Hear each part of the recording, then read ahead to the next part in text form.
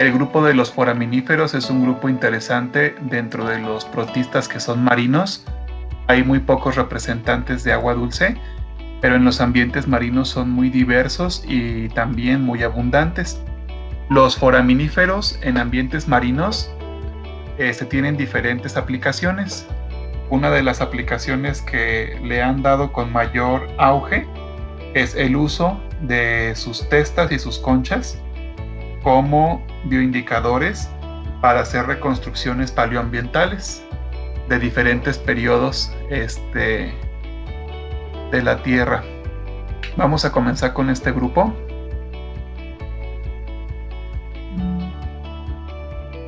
Como pueden ver en esta lámina, tenemos algunas conchas de algunos foraminíferos que son características de grupo.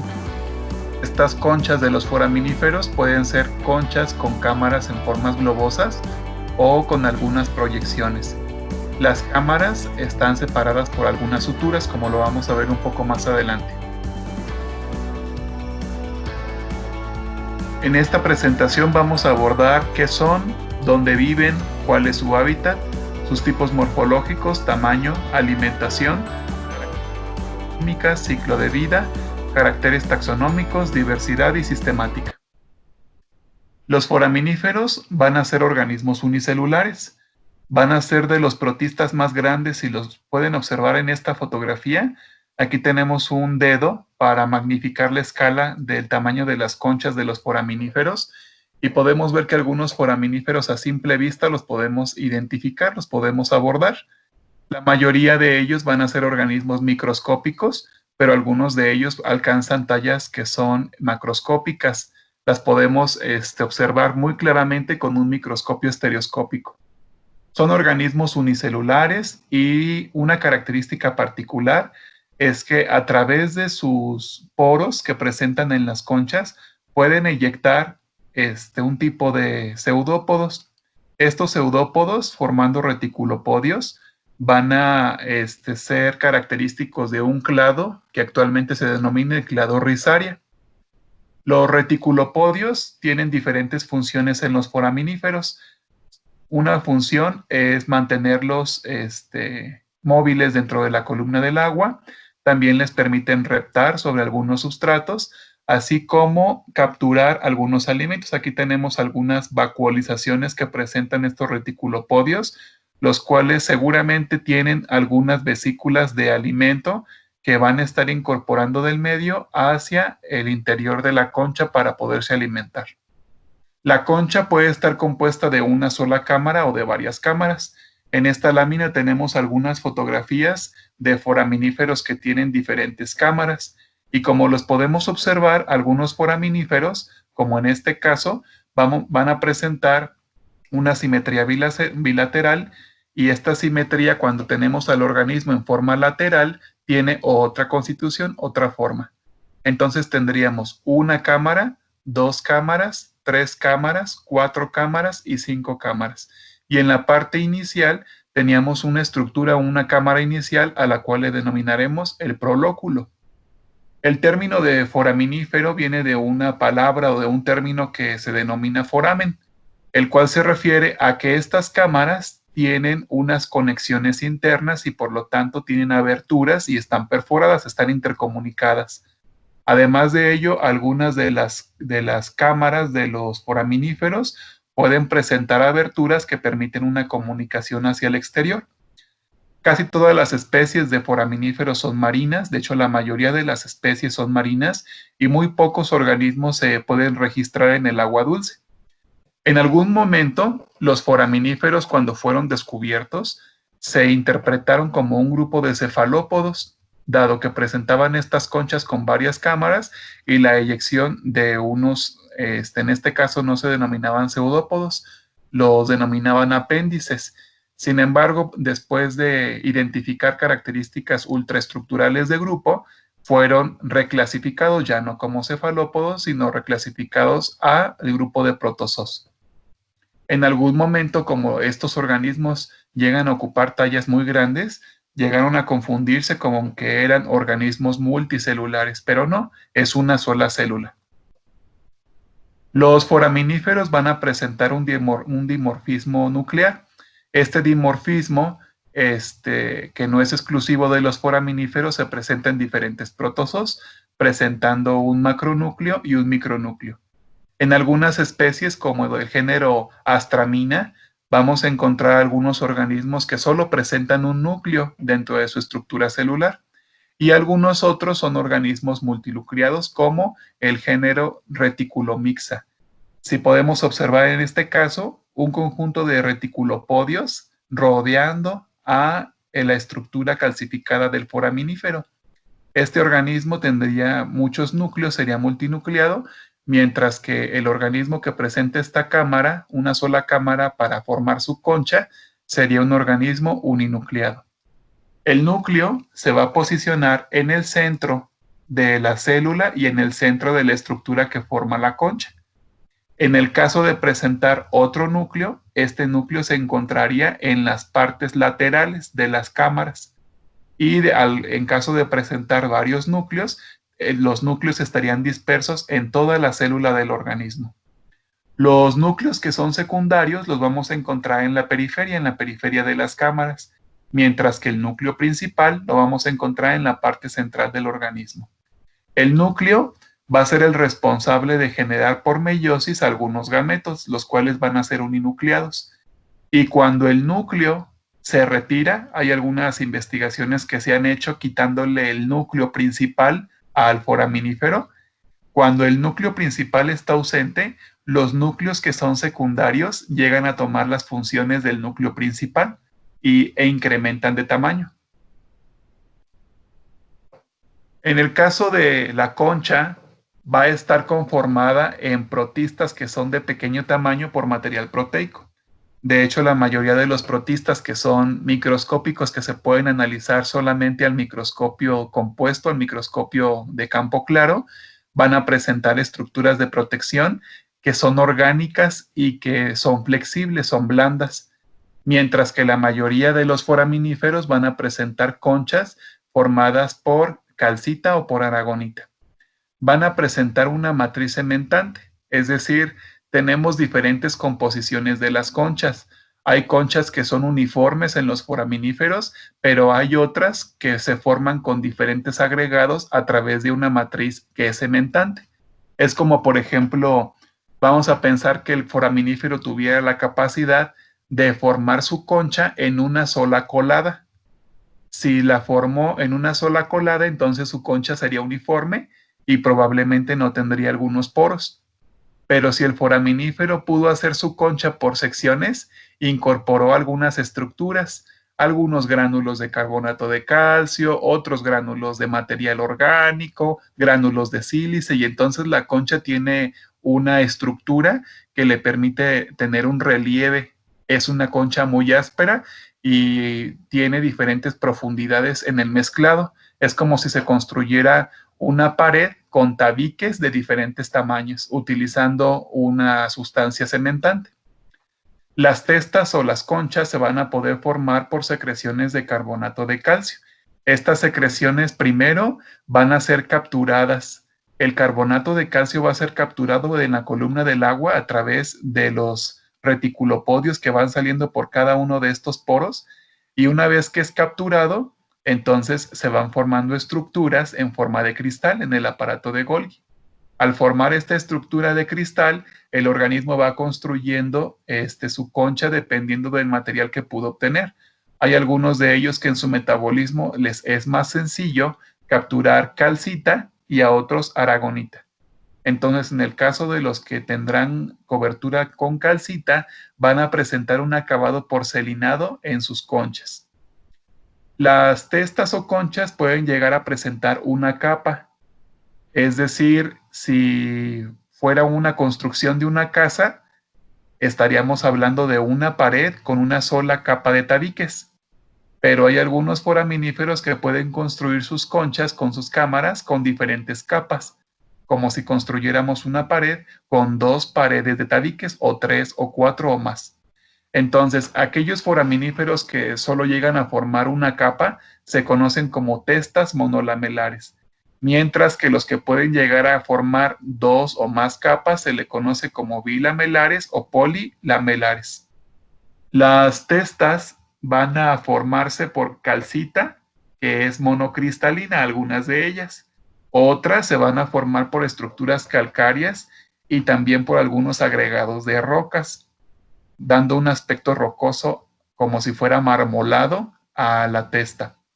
Hay algunos de los foraminíferos que pueden llegar a fabricar estructuras que tienen incrustaciones de óxido de sílice muy parecidas a las incrustaciones que presentan o al material que presentan las crisofisias, las diatomeas y las xantofisias. La fabricación de la concha o la testa va a iniciar con un quiste. En el ciclo de vida, cuando se inicia el proceso de reproducción sexual, posterior a la singamia se genera un quiste y este quiste es desnudo.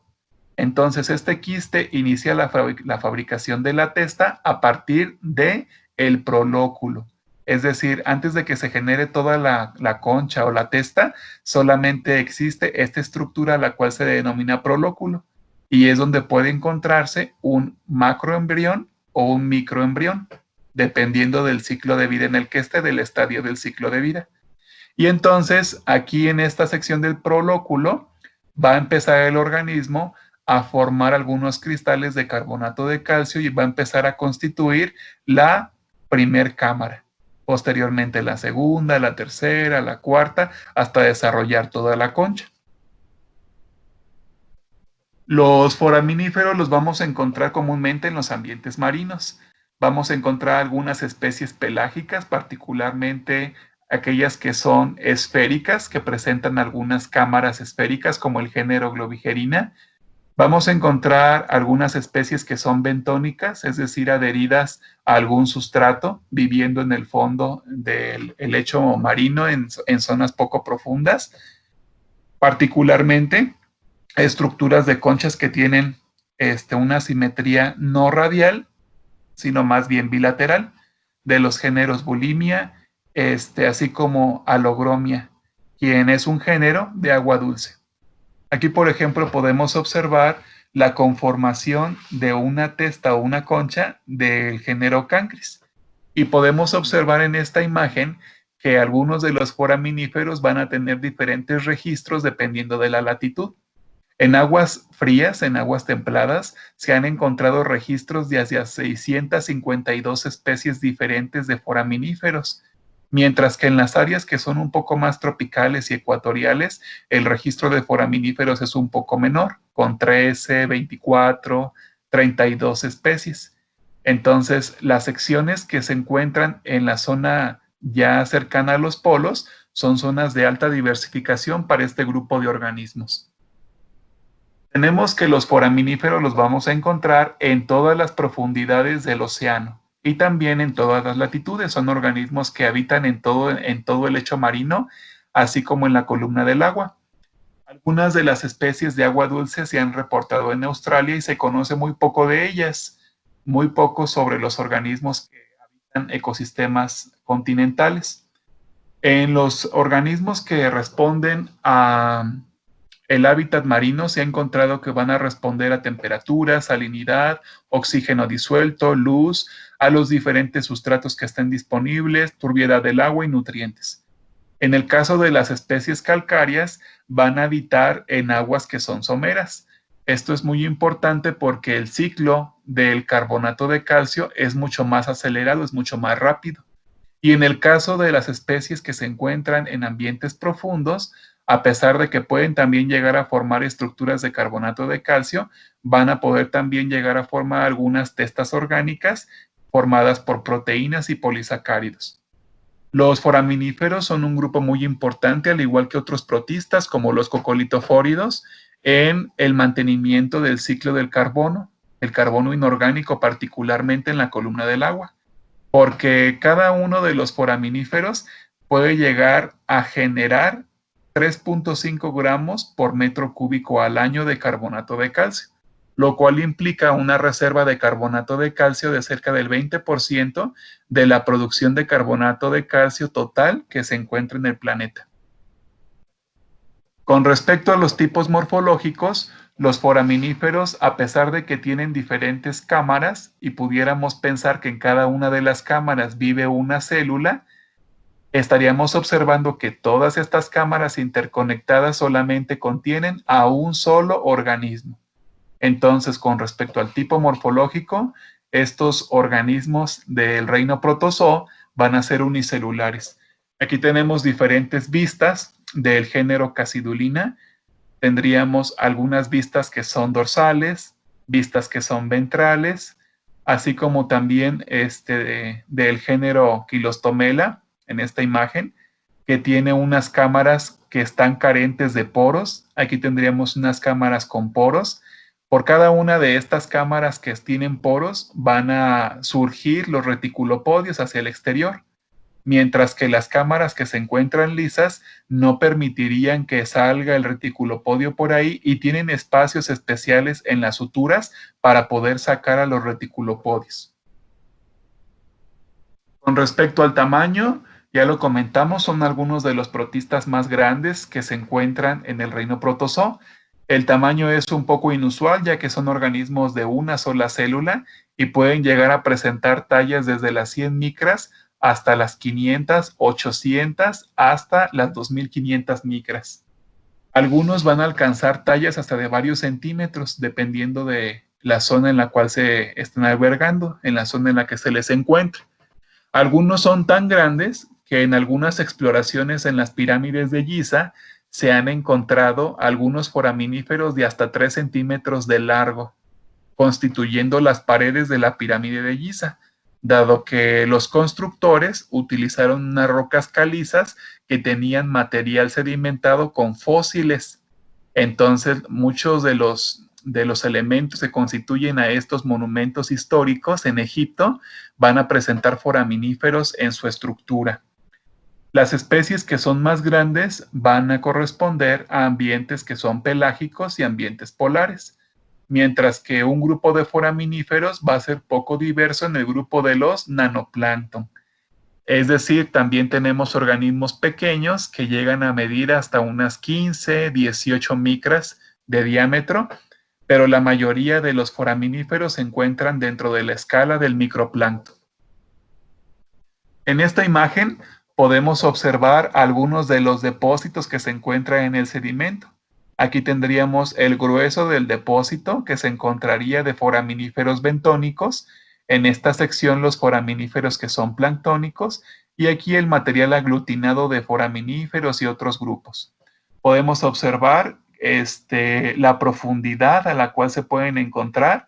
Hay algunos foraminíferos que son muy exitosos con algunas conchas en forma globular que se encuentran aproximadamente a los 100 metros de profundidad, mientras que otras formas más marcadas en simetría bilateral van a encontrarse cerca de los 2.500 hasta los 3.000 metros de profundidad en el mar.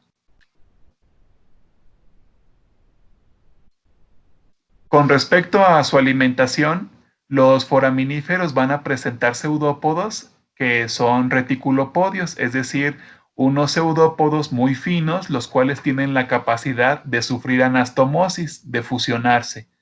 Entonces, estos reticulopodios, al salir tanto por las aberturas de las suturas entre las cámaras, así como por los poros, van a también a permitir no solamente el movimiento, sino la captura de alimento. Saldrían como pequeños filamentos y estos filamentos, al estar en contacto unos con otros, se fusionan formando una red. Y con esto van a poder capturar su alimento. Algunos foraminíferos tienen una característica de alimentación en pastoreo, rodeando algunos de los sustratos, incorporando diferentes tipos de alimentos que se encuentran en los sustratos. Algunos de ellos utilizan medios de filtración, filtran a través de las conchas para poder atrapar bacterias, algunas microalgas. Algunos foraminíferos son carnívoros, capturando organismos heterótrofos de tallas menores a las que ellos presentan, y también hay un grupo pequeño de foraminíferos que inciden en el parasitismo. Los foraminíferos se van a alimentar principalmente de microalgas y como alimento primordial las bacterias. Hay algunas especies de foraminíferos que van a aprovechar el material detritus que se va a encontrar tanto en el sedimento como suspendido como cestón, el material cestónico de la columna del agua. Y aparte de alimentarse de esta materia orgánica, también se van a alimentar de la biota que esté rodeando a los flóculos. Algunas especies de foraminíferos que se encuentran en zonas que no presentan luz natural se van a alimentar principalmente de materia orgánica y de bacterias, así como de algún otro ciliado que esté rodeando el flóculo en el detritus. Los carnívoros, los foraminíferos que son carnívoros, van a capturar a animales o a sus presas que llegan a tener de 2 hasta 3 centímetros de largo. Estas presas van a corresponder a larvas de peces, larvas de camarones, estadios larvarios de esponjas, estadios larvarios de crustáceos y pequeños crustáceos, copépodos y algunos camarones en diferentes estados de su ciclo de vida. Los foraminíferos tienen una capacidad para poder atrapar alimento y también de tener algún tipo de alimentación en comunidad. Si un foraminífero capturó a un organismo que es mucho más grande que él, otros foraminíferos pueden llegar, se asocian todos ellos y cada uno empieza a tomar la parte de alimento que le corresponda. Tendríamos, por ejemplo, el género Irroquín, el cual es un carnívoro especializado y que también se ha convertido en un organismo parásito, parásito del tejido de algunas esponjas y de algunos corales. En el caso del orden Miliolida, tenemos que los pueden llegar a presentar simbiosis y los simbiosis serían diatomeas, rodofisias, algas rojas, algas verdes y dinoflagelados. En el caso del orden Rotálida, tendríamos alguna simbiosis con diatomeas principalmente. En el caso del orden Globigerina, tendríamos asociaciones simbióticas con dinoflagelados y algunas crisofisias. Aquí podemos observar las diferencias morfológicas del orden Miliolida con unas cámaras no globulares, no de forma muy alargada, las cuales la mayoría de ellas tienen una textura de porcelana y muy pocas veces presentan poros. Tendríamos al orden Rotálida, el cual presenta esta disposición de las cámaras en forma de una hélice de forma helicoidal y tendríamos que parece como que van rotando, por eso el orden tiene esta característica de nombre, así como también algunas que van a presentar una agregación desde la parte apical hasta la parte posterior. Y tendríamos al orden Globigerínida. El orden Globigerínida está caracterizado por presentar estas cápsulas esféricas. En cuanto a las características bioquímicas, algunas sustancias de reserva que van a presentar los foraminíferos corresponderán a lípidos y a carbohidratos que se parecen al glucógeno, que es una sustancia de reserva que se presenta en animales. En esta fotografía tendríamos una imagen de cómo los reticulopodios salen a partir de los poros, sufren anastomosis y forman redes. Y a través de estas redes pueden llegar a capturar diferentes tipos de partículas que les sirven de alimento para poder incluirlas a la parte interna de la célula. Y todo esto lo consideraríamos como un protoplasma extracameral y esta parte de aquí como los reticulopodios. Con respecto al ciclo de vida, los foraminíferos van a presentar alternancia en eventos de reproducción sexual y eventos de reproducción asexual. Vamos a observar algunas estructuras como el gamonte, que es un organismo uninucleado de carga haploide, los gametos, que van a ser estructuras ameboides o flageladas, y los cuales por singamia van a producir un cigoto y recuperará la carga cromosómica, una carga diploide. Una vez que tenemos esta carga diploide, el cigoto desarrolla un estadio que se denomina como agamonte, el cual inicialmente es diploide, pero puede desarrollar estadios que son multinucleados.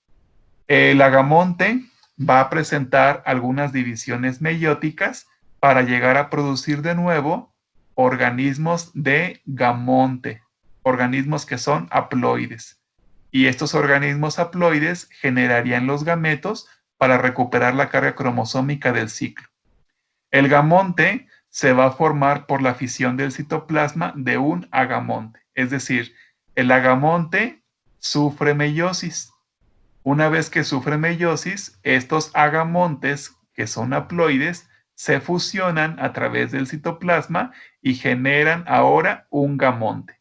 Y este gamonte, que ahora tiene una condición haploide, va a generar los gametos para poder formar un cigoto y se vuelve a formar la siguiente fase, la fase agamonte. Entonces se considera que los foraminíferos tienen una alternancia de generaciones que es heterofásica, dado que presentan estructuras haploides, diploides, estructuras que son multinucleadas, así como una meiosis interna en una estructura vegetativa, el agamonte. Siguiendo este ciclo de vida, tendríamos entonces que está el gamonte. El gamonte es uninucleado y es más macrosférico. Macrosférico se refiere no al tamaño de la concha o la testa, sino al tamaño del embrión. El gamonte va por mitosis a generar los gametos. Los gametos se pueden generar por gametogamia, por gamotogamia o por autogamia. Son 3 tipos de reproducción sexual que presenta este ciclo. Y una vez que los gametos por singamia se fusionan, forman al cigoto. Este cigoto ahora es diploide y el cigoto por mitosis va a generar ahora al agamonte. En esta fase intermedia tendríamos procesos asexuales de reproducción a través de esquizogonia. Entonces la esquizogonia permite que el cigoto genere a muchísimos organismos que después crecerán en agamontes. Los agamontes, que son multinucleados y que son microesféricos, después por meiosis permitirían el surgimiento del gamonte de nuevo. Aquí tenemos un ejemplo. Si se fijan, podríamos identificar aquí a un embrión que es macroesférico y aquí a un embrión que es microesférico. Si revisamos estos términos, podríamos confundirnos con las testas o con las conchas. Entonces, las testas y conchas que son pequeñas, si se fijan, el área del prolóculo es muy grande. Por lo tanto, el embrión que forma esta concha chiquita es un embrión muy grande, por eso es un embrión macrosférico. Mientras que en el caso de este embrión, es un embrión muy pequeñito con un prolóculo casi imperceptible.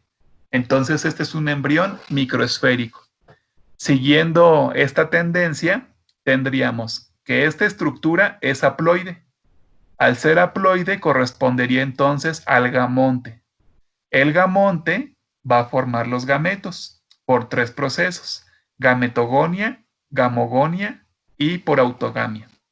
Y entonces los gametos se van a fusionar por singamia en este proceso de copulación. Los gametos que pueden ser ameboideos o pueden ser flagelados dependiendo de las especies. Y entonces forman al cigoto. Este cigoto, que es muy pequeñito, tiene por esporogonia, por esquizogonia, que desarrollar estructuras que después crecerán en agamontes.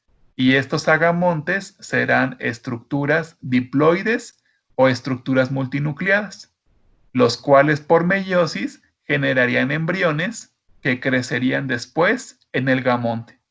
Entonces tendríamos procesos de esquizogonia y procesos de gamogonia. El proceso de esquizogonia sucede cuando el cigoto genera muchas estructuras para dar origen al agamonte. Y el proceso de gamogonia, gametogonia o autogamia es un evento de reproducción sexual para producir a través de los gametos un cigoto que después, por esquizogonia, dé agamontes. Entonces, A diferencia de otros protistas, tenemos una alternancia de fases que es heterofásica en este ciclo. ¿Por qué heterofásica? Porque tendríamos algamonte, al agamonte y ambos son estructuras dominantes. Además tendríamos una meiosis para producir células vegetativas, no células sexuales. Entonces, esta meiosis para producir células vegetativas y no las células sexuales, o que son los gametos, generan esta estructura de alternancia de generación. Tendríamos una generación microesférica, que a pesar de que la concha y la testa es mucho más grande, es microesférica por el embrión. Y otra generación macroesférica, que a pesar que la concha es pequeñita, el que es de tamaño muy grande es el embrión. Aquí tenemos otro ejemplo de un ciclo de vida. Está el gamonte. Este gamonte, por gametogénesis en este caso, genera los gametos. Los gametos por singamia, un cigoto. Los cigotos por esquizogonia desarrollan al agamonte. Y el agamonte, por meiosis, genera estadios juveniles que pueden pasar directamente a agamontes o estadios juveniles que también por esquizogonia generan equizontes, que son estadios intermedios entre el agamonte y el gamonte. Entonces, este equizonte tiene la capacidad también de reproducirse por vía asexual para generar después gamontes. Entonces, es un ciclo de vida que le permite tener 3 fases: una fase gamonte, una fase agamonte y una fase esquizonte. Tendríamos entonces que los tipos de reproducción sexual de los foraminíferos serían gametogamia, gamontogamia y autogamia. En el caso de la gametogamia tendríamos el surgimiento de gametos que son biflagelados. En el caso de gamontogamia, el surgimiento de gametos que son ameboideos o flagelados, los cuales se van a fusionar en los extremos de las testas del gamonte. Y por autogamia, gametos que son fusionados dentro de la testa del gamonte. Siguiendo este ciclo de vida, tendríamos que, si es por gametogamia, tendríamos gametos flagelados como los que observamos aquí. Si es gamontogamia, tendríamos gametos flagelados, pero también la posibilidad de tener gametos que son ameboideos de otra forma. Y además en este proceso, los gametos no saldrían al agua. Los gametos se quedarían en las orillitas de las conchas y otro foraminífero tendría que llegar y se fecundarían en la parte periférica de las conchas. Y en el caso de la autogamia, los gametos se generan dentro de la concha, se quedan dentro de la concha y se fecundan dentro de la concha. Entonces todo ocurre dentro de la concha, dentro de un proceso de autogamia. En cuanto a los caracteres taxonómicos, tenemos las conchas que son aglutinadas, como les había comentado, una estructura que parece ser marmolada, porque el foraminífero empieza a incorporar cristales de carbonato de calcio, pequeños gránulos de arena, pequeñas estructuras rocosas, y las va pegando con un material cementante, dando el origen de una estructura marmolada. Tenemos algunas testas o conchas que son hialinas. Al ser hialinas, van a presentar un acomodo regular, el cual puede o no presentar algunos poros. Y el acabado aporcelanado, que es un acabado muy brilloso y parece porcelana de cristalería, el cual va a presentar poros o puede ser también de forma lisa. La mayoría de los caracteres taxonómicos que se evalúan en los foraminíferos están relacionados a las conchas o a las testas. Muy pocos de ellos se refieren a la presencia de los pseudópodos o al tipo de mallas que van a formar los reticulopodios. Actualmente, la parte morfológica ha sido desplazada un poco por los análisis moleculares, dado que hay algunas especies que se han identificado por biología molecular y no corresponden a algunas características morfológicas. Entonces, en la actualidad, primero se hacen secuencias sobre algunas especies que se encuentran de foraminíferos, ya sea por aislados unicelulares o por procesos de metagenómica. Una vez que se identifica qué organismo presentó tal secuencia, si la secuencia no presenta alguna afinidad con una estrecha variabilidad genética para identificar a una especie, entonces se inicia la redescripción de caracteres generales y caracteres ultraestructurales morfológicos para poder separar ahora desde el punto taxonómico a esos nuevos taxones para la ciencia. Las testas pueden ser esféricas, ovoides o elongadas. Hay algunas formas que son simples, que son uniloculadas, que solamente presentan una cámara, pero también pueden existir algunas conchas o testas que son multiloculadas, que presentan muchas cámaras, con diversos arreglos. Encontramos foraminíferos con conchas o testas que son uniseriadas, biseriadas o triseriadas, y tenemos que las conchas pueden llegar a presentar formación de testa planispiral o de testa trocospiral. En el caso de las testas que son planispirales, pueden ser ecolutas, cuando todas las cámaras son visibles en ambos lados, o involutas, cuando algunas de las cámaras son visibles. Aquí tendríamos una cámara, otra cámara, divididas por esta estructura que es una septa o una sutura. Tendríamos que la pared presenta algunas perforaciones, por aquí se generarían los poros para sacar los reticulopodios. Tendríamos las suturas y el prolóculo, en donde se va a encontrar ya sea un microembrión o un macroembrión. Tendríamos en la vista que es ventral la fase apertural, en donde tenemos una abertura. Hay algunas suturas que van a presentar aberturas. Por ejemplo, si este foraminífero lo pudiéramos voltear, la sutura estaría aquí. Esta estructura, este es el prolóculo, que sería esto. Esta es la última cámara, que sería esta. Y esta sección, que es una abertura del foramen, entonces la encontraríamos aquí, por donde puede salir también parte del protoplasma del organismo. En cuanto a los caracteres, en esta imagen podemos observar diferentes géneros. Está el género Cornuspira, el género Pirgo, el género Brisalina en esta estructura, la N aquí en esta estructura. Tendríamos al género Irroquín, que sería esta estructura, y si se fijan, algunas de las estructuras presentan un acabado porcelanizado, como esta, por ejemplo, y algunas que son un poquito más amarillas o de color pardo, estaríamos pensando que su constitución no sería de calcita, sería de aragonita. Así también es evidente que algunas testas son un poco translúcidas, y estas testas que son un poco translúcidas tienen una baja concentración de carbonato de calcio, y la mayoría de la conformación de estas testas sería por material orgánico, material con proteínas y algunos polisacáridos. La primer cámara del foraminífero, que es la cámara inicial, aquí por ejemplo, de acuerdo a esta cámara con respecto a todas las demás, podríamos decir que esta estructura es una estructura microesférica, perdón, una estructura, sí, microesférica con un microembrión. En tanto que esta, por ejemplo, sería una estructura macroesférica con un macroembrión, por el tamaño que tiene el prolóculo. Las cámaras poseen algunas aberturas que son primarias y secundarias. Las aberturas secundarias corresponderían a todos los poros que tengan las cámaras, y las aberturas primarias las que se encuentren en las secciones de las suturas.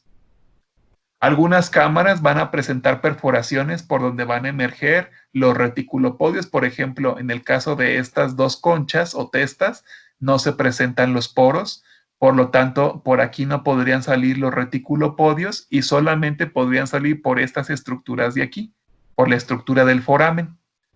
Algunos géneros llegan a tener unas perforaciones tan grandes que permiten el ingreso de la luz dentro de la testa o de la concha, y entonces pueden albergar a sus simbiontes, a las diatomeas, a los dinoflagelados, a las crisofisias, de los cuales ellos se van a ir alimentando una vez que se multiplican dentro de ellos y hacen fotosíntesis dentro de ellos. Las conchas, que son uniloculares, pueden ser esféricas, tubulares o espiraladas. En el caso de las conchas que son de una sola lamela, como esta que tenemos aquí, presenta solamente una capa, mientras que esta presenta muchas capas. Entonces, esta concha es una concha que puede ser en esta sección bilamelada y en esta sección polilamelada. Y aquí nada más tenemos una sola capa, pero no nos hace falta otra capa para que sea una capa de una lamela. En este caso, como solo tendríamos una capa, no tendríamos lamelas. Las conchas pueden ser pluriloculares, es decir, tener varias cámaras, 1, 2, 3, 4, 5, pero si se fijan, todas las cámaras están interconectadas entre ellas. Por eso el término de foramen, por estas aberturas en toda la cámara. Y aquí tendríamos a la desembocadura del foramen o de la abertura de todas las cámaras.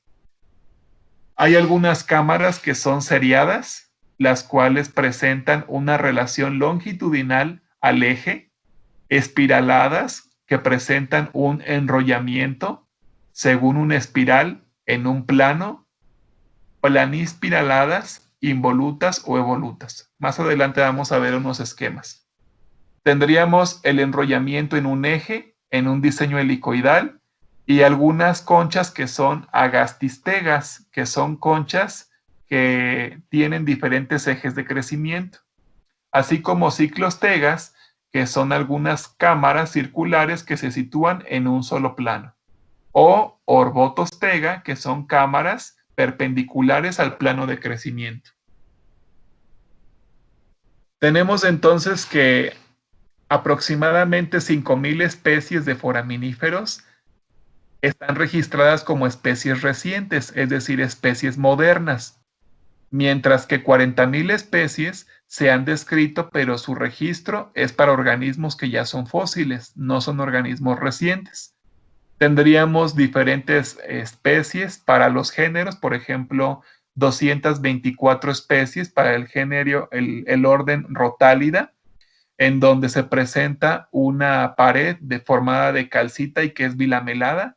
Así también 130 especies para el orden Miliólida, la cual presenta cámaras de calcita que no son perforadas y que tienen un acabado porcelánico. 130 especies para Miliólida, 114 especies para Lituólida, las cuales presentan una pared celular aglutinada que es de forma planispiral. Tendríamos 120 especies para la génida con cámaras de calcita monolamelares, así como algunas que son muy poco diversas, como el orden que es Silicolicúnida, el cual presenta algunas testas de sílice sin perforaciones y de color opaco, así como el orden Carterínida, con unas conchas de calcita sin perforaciones, con varias espinas, el orden Globigirenida, el cual presenta conchas de calcita que son bilamenadas, y algunas especies van a tener hábitos particulares. Por ejemplo, en el caso del orden que es Globigirinida, tendríamos que sus organismos son planctónicos. En cuanto a la sistemática, tenemos que los foraminíferos se van a encontrar en el grupo donde están los estramenófilos, los alveolados y los rizarios. Particularmente van a pertenecer al grupo de los rizarios, van a estar emparentados con el grupo de los apicomplexos, donde están los dinoflagelados y los ciliados, así como donde están los estramenófilos, todos los heterocontos. Pero los foraminíferos van a estar asociados a organismos que tienen la capacidad de generar pseudópodos con estructuras de protección de carbonato de calcio y sílice, donde están los foraminíferos, los radiolarios y algunos heliosuarios. Tendríamos entonces que dentro de la sistemática interna del grupo de los foraminíferos, hay algunos foraminíferos que presentan paredes aglutinantes, que son algunas paredes orgánicas. Entonces tendríamos que las primeras testas que se originaron de foraminíferos fueron testas aglutinantes. Posteriormente se formaron las testas que fueron multiloculadas, las cuales están en este grupo. en este grupo y en este grupo, y posteriormente a las testas que son calcáreas, que ya son la mayoría de los órdenes que están presentes en la actualidad. Alguna literatura sugerida para el estudio de los foraminíferos está el libro de los protistas, así como sus aplicaciones, algunos foraminíferos bentónicos rotalínidos del centro-sur de Chile, así como algunos foraminíferos en relaciones filogenéticas para reconocer tanto los linajes que se encuentran dentro del grupo como las diferentes divergencias entre órdenes, géneros y especies. Está un capítulo de los foraminíferos por Pautovsky dentro del libro de los protistas, en donde se especifican algunas características generales del grupo.